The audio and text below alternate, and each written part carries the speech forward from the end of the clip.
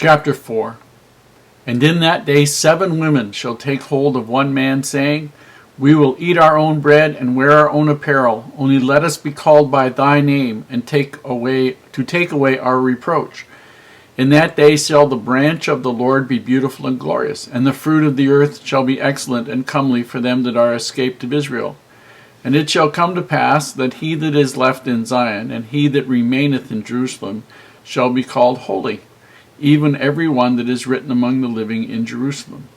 When the Lord shall have washed away the filth of the daughters of Zion, and shall have purged the blood of Jerusalem from the midst thereof by the spirit of judgment, and by the spirit of burning. And the Lord will create upon every dwelling place in Mount Zion, and upon her assemblies, a cloud and a smoke by day, and the shining of a flaming fire by night. For upon all the glory shall be a defense. And there shall be a tabernacle for a shadow in the daytime from the heat, and for a place of refuge, and for a covert from storm and from rain. Well, this is certainly an interesting chapter. Got to remember that Isaiah is talking, and this looks like this part of this chapter is a continuation of chapter 3 in terms of the thought pattern. And he's talking about at least one time, and he might be talking about a time that's not too distant from him, or he's calling the people to repent, otherwise this is going to happen. Or there could be 2 times, one now and one later, many years, generations, hundreds, thousands of years later. We don't have any exact idea on this, but he is talking prophecy. And because he talks dualism, that is, the thing can be either, it can represent not just what it is, but it can also represent something else, and it can happen at this time, or it can happen at another time, or it can happen both. It's a little hard to tell with Isaiah. The man is really intelligent, and he uses great figures of speech, but it is a little challenging to understand. But here's the point. In Israel, to be unmarried and childless for a woman was considered to be the most horrible fate possible, other than dying and not being buried.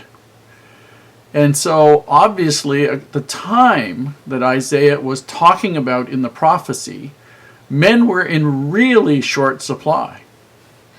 And 7 women, now I don't know that he is telling about this as a literal thing. It's much more likely that it's a figurative thing, basically saying 7 women would take hold of one man and basically say, we'll provide our own food, we'll provide our own clothes, you don't have to do anything for us. Just let us be called by thy name. Let us be able to say that we're married to you,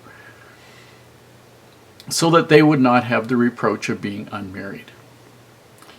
Now, that was totally unheard of. I mean, obviously these women are going to have to grow their own food. These women are going to have to make their own apparel. They're going to have to make their own clothes. The husband isn't going to provide, and if this happened, the husband would not be providing anything. They would be looking totally after themselves, and the whole goal for them was, if necessary, to share the husband, so that each of them would be able to claim that they were married to him. Interesting situation. In verse 2, the branch of the Lord is basically Jesus. We're going to get to that in some depth in Isaiah chapter 11, verse 1. Right now we'll just make it as, this is the first time that he's actually referred to as the branch of the Lord. One of the titles. In verse 4, it talks about washed and purged and burning. These are chastisements, punishments, ways of cleansing something. And they're chastisements that as the Lord is going to apply to Israel, because Israel was so stiff-necked, so hard-hearted, so rebellious, to purge Israel of the wickedness and prepare Israel to return to worshiping God.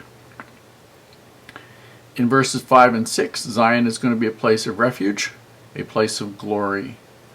And we've noted that Zion is obviously not Jerusalem. It's someplace else. It's going to be interesting as we go through